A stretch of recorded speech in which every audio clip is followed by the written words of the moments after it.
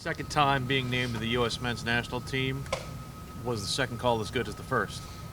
Yeah, I mean, it's definitely a good feeling. Makes me feel like that I've done something well when I was in camp, and now I know like I have an opportunity to play with the guys from Europe as well. So now I could really compete with players in that caliber, and it just puts me in an environment that ultimately could allow me to develop more. Do you find yourself in constant communication with the men's national team staff there, and if so, what have they told you?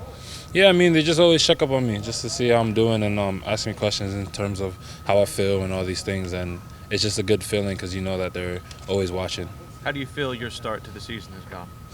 I think, you know, for me, I wish obviously I hope to score, assist more in the games we've been playing. Obviously, it hasn't been like that, and that's life sometimes. But for me, it's just to keep my head going and keep my head down, keep going. Does this week kind of represent kind of a fresh start for you guys after what happened Sunday? Yeah, every week's a fresh start. I mean, that's the name of the game. You play a game, you win, you got to keep your head level. You lose a game, you have to keep your head level. You just got to keep going. What's your mindset going into a second camp? First time, you don't know what to expect. This time, you've been there, you know kind of what the routine will be, but there's going to be other new faces, things like that. How do you prepare yourself for that? Yeah, for me, it's just doing what I know I'm good at, and doing what I focus on is just focus on it now, my training, and when I get there, it's just all about me doing what I know I can control and do right. And as long as I do that, then everything else will suffer for success. Does having a teammate like Tim there give you a little more comfort? Yeah, I mean, Tim helped me the first camp. I know he's gonna help me this one as well.